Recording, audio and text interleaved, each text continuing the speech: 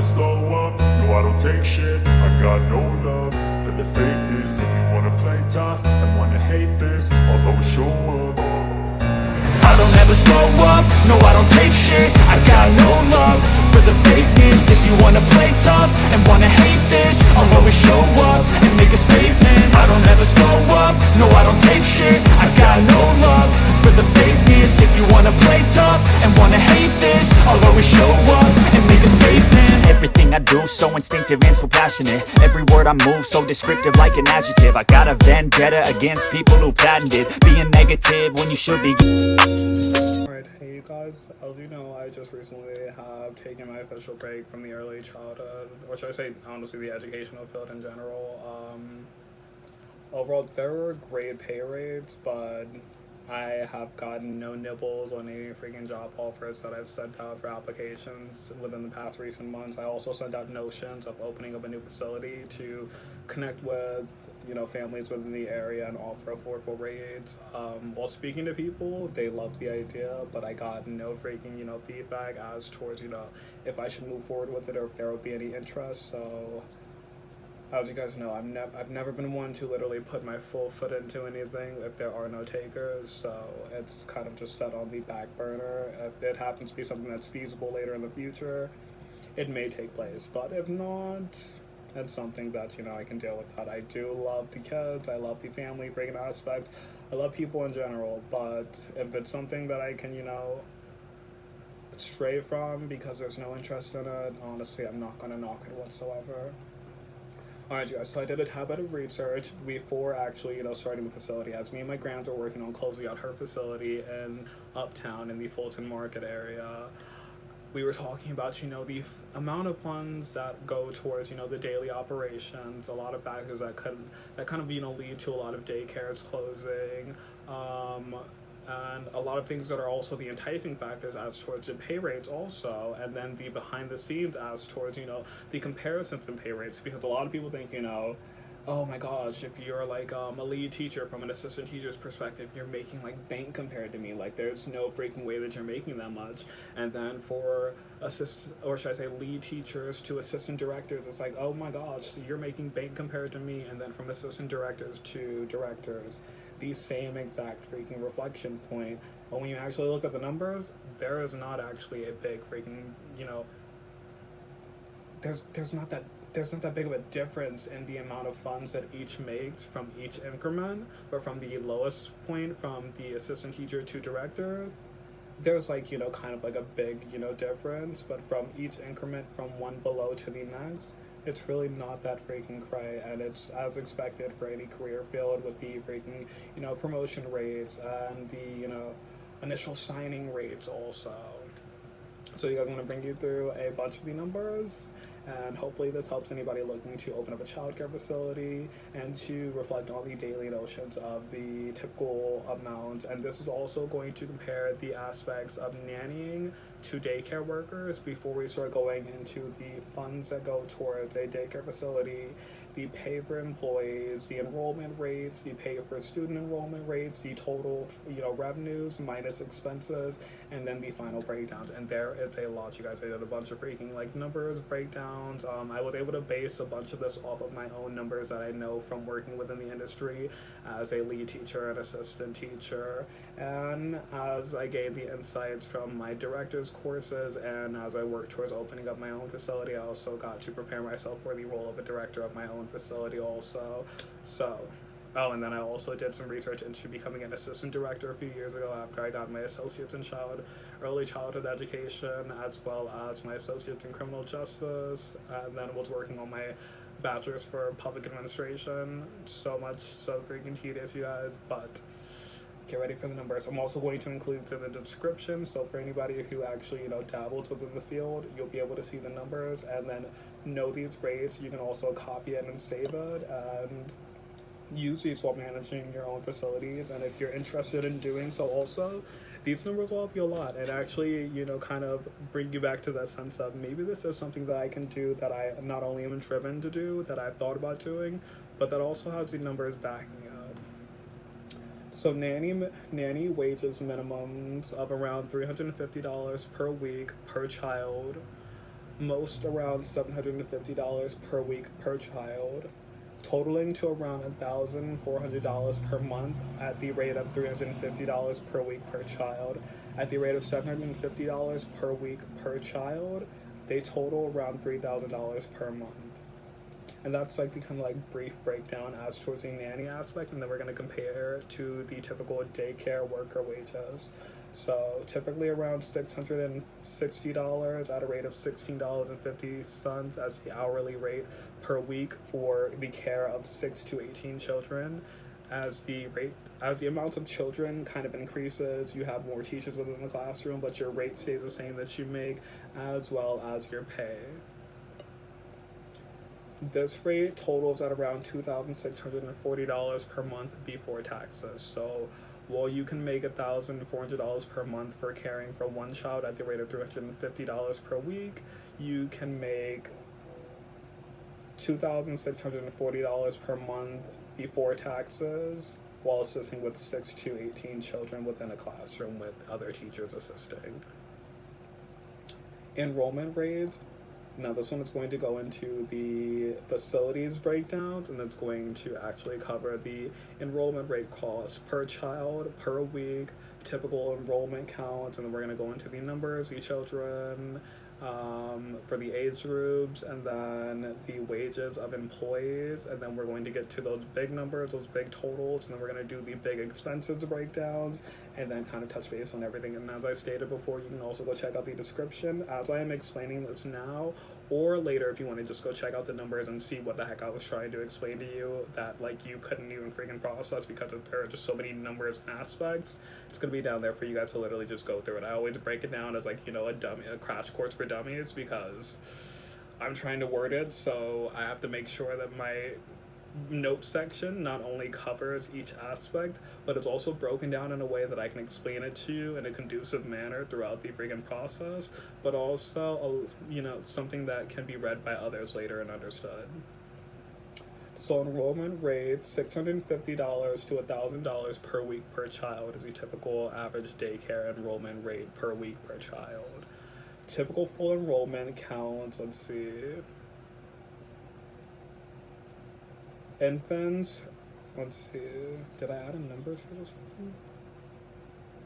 Okay, so infants, the early infant age group, typically 8 to 10 students, so like, you know, 2 teachers typically. For infants older, 8 to 10 students also, typically 2 teachers. For toddlers, 10 to 15 students, typically ranging between 2 to 3 teachers. Pre-kindergarten, 15 to 20 students, typically ranging between 2 to 3 teachers also. Teaching staff counts, 9 teachers, 1 lead teacher per classroom at the rate of $18 per hour, and often 1 assistant teacher at the rate of $16.50 per hour. You can have 2 lead teachers in a classroom, but as long as you have a lead and an assistant in the classroom, you are able to teach within ratio for the higher amounts within a classroom without having 2 lead teachers within a classroom. 1 assistant director at a rate of $21 per hour, and these are just typical estimates for the original, like, you know, enrollment, for the original pay rates. And 1 director or facility manager, if you guys want to compare it to any other job that you've done. A director is the same as a facility manager, somebody who's managing the entire facility, oversees everything for day-to-day operations, and manages the day-to-day operations within the facility also, such as scheduling aspects and, you know, enrollment, as well as ensuring that payments are processed and all the other managerial aspects that come with running a business. Their rate is typically $25 per hour at a minimum. For wages, assistant monthly wages, and this is assistant teachers, $2,640 before taxes, as stated before, in comparison to nannies, which the typical rate would be $1,400 per month, and then at the higher rates, $3,000 per month. And that's just a rough estimate depending on how much they charge. So that's like $350 to $750. It could vary. It could be more, or it could be like somewhere in the midst of $350 to $750. Lead teachers' monthly wages, typically $2,880 before taxes. Assistant directors' monthly wages, typically $3,360 before taxes. And as you guys can see, there's like, a $200 increase between assistants to leads, and then, let's see, a like $500 increase between leads and assistant directors. And then directors' monthly wages are it's typically around like $4,000 before taxes. But again, between assistant directors to directors, that's only like a $600 difference, totaling to around $40,000 per week, and this is the rate that is paid out to all of the employees at a rate of $800. Oh wait, hold on. Let's see. So total around $40,000 per week at a rate of $800 per child, and then $160,000 per month in wages towards the employees. So $40,000 a week is made. Let's see. Let's see. Okay. One second, I'm gotta like double check my freaking actual numbers on here, because I feel like I'd added that in there, but it went with the rate. It went with what I was thinking at that time, and I didn't actually factor that in as towards the breakdown for the video. I think I actually finalized the ideal notion of turning this into a video after I finished the notes on it, because I was like, it just seems feasible that I can literally turn this into a video also to educate others on it. But this is definitely in like, a worded breakdown for me to freaking just read through again a tad later and be like, what was I thinking when I freaking made that?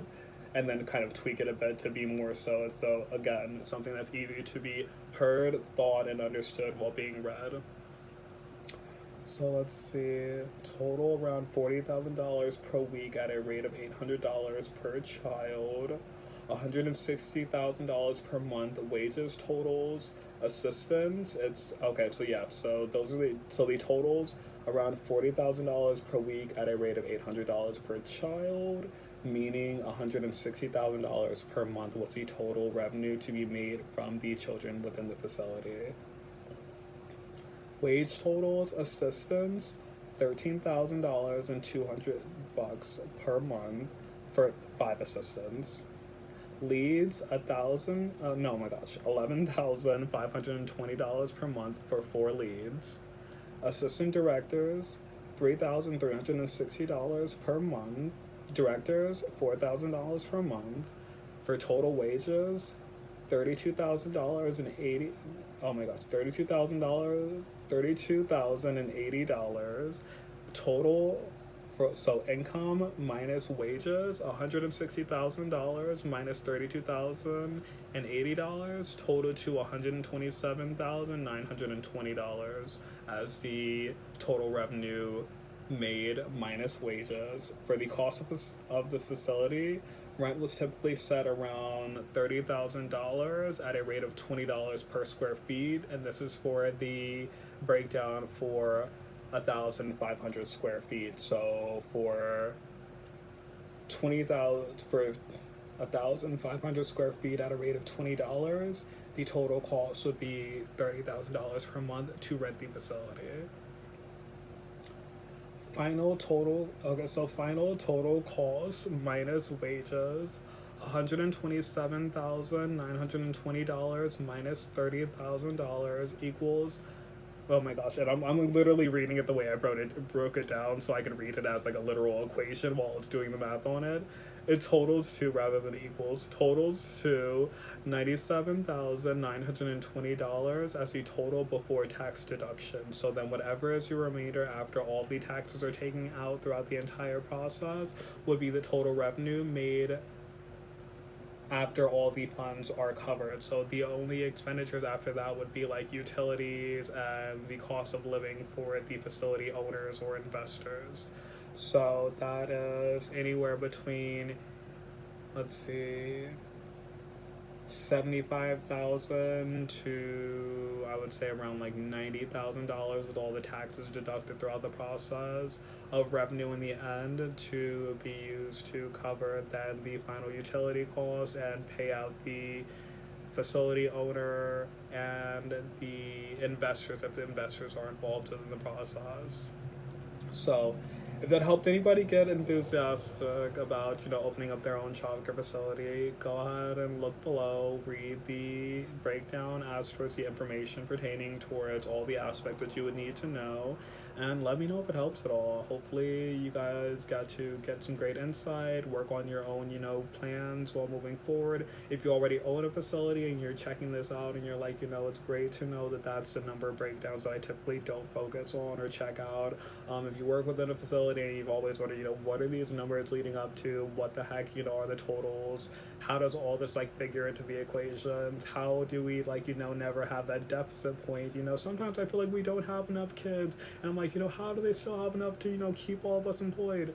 Honestly, 9 times out of 10, the wages are a lot smaller in comparison to the revenue that's made from even a small freaking amount of students. And if you guys ever have team members that end up leaving during freaking low enrollment periods, you've got to also reflect on the fact that the business isn't losing out on the wages factor, as the numbers probably fall within the parameters of having that one teacher to manage a classroom anyways, or 2 teachers to manage a classroom anyways, so that it's all still within a manageable amount of the students that are there, the revenue that's made. And then there are the later portions where you guys have more students in there, where you guys are at that maximum capacity, where you guys are literally getting even more of that added freaking revenue basis with the new students. And then even if you add in more employees, the wages still pale in comparison to the monthly freaking wages that are being gained from the actual students.